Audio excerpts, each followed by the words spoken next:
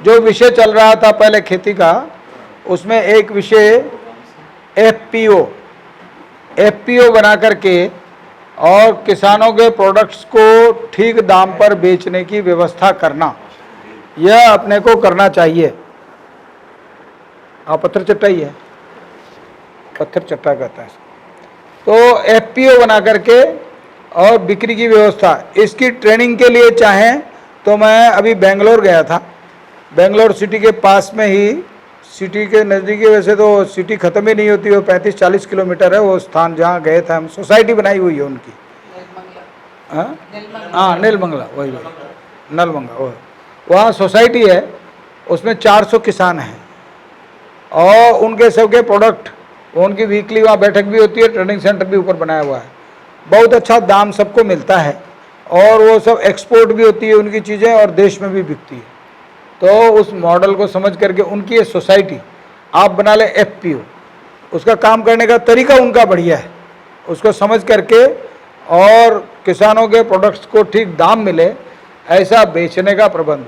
FPO का वास्तव में हेतु केंद्र सरकार का ये है कि किसान अपने प्रोडक्ट को रेडी टू ईट उपभोक्ता तक पहुंचाए, यानी कि वो सारा काम किसान लोग करें कि वो खाने के लिए उनको तैयार चीज़ मिल जाए। समझ गए क्या ये मतलब?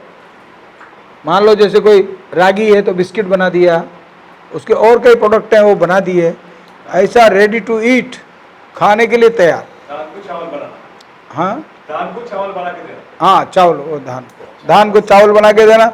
चावल का भी फिर वो क्या बनता है, वो पोहा वगैरह बनता है, ऐसा सारा बना के देना। हाँ, तो मेरा कहने का मतलब है कि प्रोसेसिंग करके, वैल्यू एडिशन करके और उस चीज़ का भारत में भी और भारत के बाहर भी आज पहली बार भगवान की कृपा से, इतने वर्षों से पहले यही कहते आए कि हम गेहूँ दुनिया के दूसरे देशों से ला करके खाते रहे, डिपेंड थे दूसरों पर, और ग्रीन रिवोल्यूशनरी और उसके कारण गेहूँ पैदा हुए, सब ठीक है।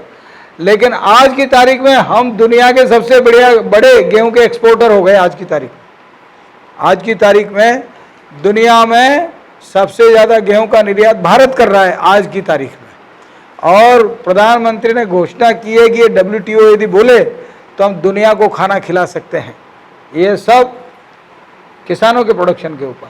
और वो ले जाना चाहते हैं कहाँ? मिलेट पर। वो दुनिया का स्वास्थ्य कैसे ठीक हो, कैंसर का मरीज भी मिलेट को खाने से ठीक हो गया दवाओं के बजाय। तो मिलेट खाने की आदत दुनिया के लोगों को भी लगाएं और हिंदुस्तान के लोग भी खाएं। तो उसको बना करके तैयार करके, क्योंकि मिलेट को बनाना सरल नहीं होता, हर कोई आदमी मिलेट को बना नहीं सकता। मैं अभी एक घर में गया था वहाँ पर ही, बेंगलोर के पास ही, तो मिलेट बनाए थे उन्होंने, मेरे कारण उन्होंने पराठे बना दिए। मैंने पराठा खाया नहीं, मैंने वो मिलेट खाया। तो 3 प्रकार के मिलेट उन्होंने अलग अलग बनाए हुए थे। और वो बनाने का तरीका बोला, हर कोई नहीं बना सकता, उसको पहले रात भर भिगोना, मतलब पहले भिगो के रखना पड़ेगा, फिर उसको बनाना। तो प्रोसेसिंग जो करना पड़ता है, वो किसान पूरा प्रोडक्ट तैयार करके और उसको बढ़िया पैक करके दुनिया को बढ़िया ढंग से पेश करे, तो दुनिया को हम खिला सकते हैं अच्छी चीज़, उसकी गुणवत्ता बता करके।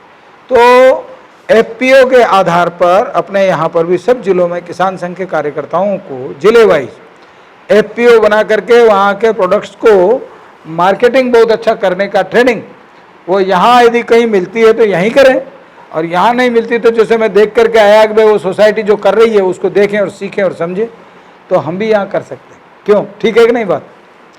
कुल मिलाकर के बात है कि भी किसान को कीमत मिल जाए, लोगों को अच्छी चीज़ खाने को मिल जाए, ये करना चाहिए। कोई बात और आप पूछ सकते हैं? एफपीओ बनाने का तरीका बताने की जरूरत है क्या आप लोगों को? मैं अपना बना दिए ऑलरेडी, बनाए हुए हैं, बहुत अच्छा, बहुत सरल तरीका ये लोग जानते हैं। हम कल मिलने के लिए गए थे, मिलेट वालों के भी एफपीओ बने हुए हैं।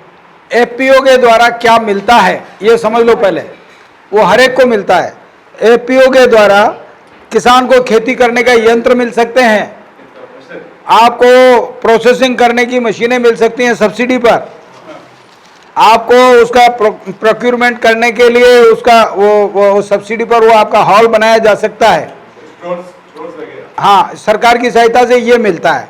ये चाहे गो आधारित करो चाहे बिना गो आधारित करो। एक बात, अब उसके बाद सरकार ट्रेनिंग देती है कि आप इसको एक्सपोर्ट करो, आप इसको भेजो, आपको लाइसेंस में इसमें सुविधा देगी।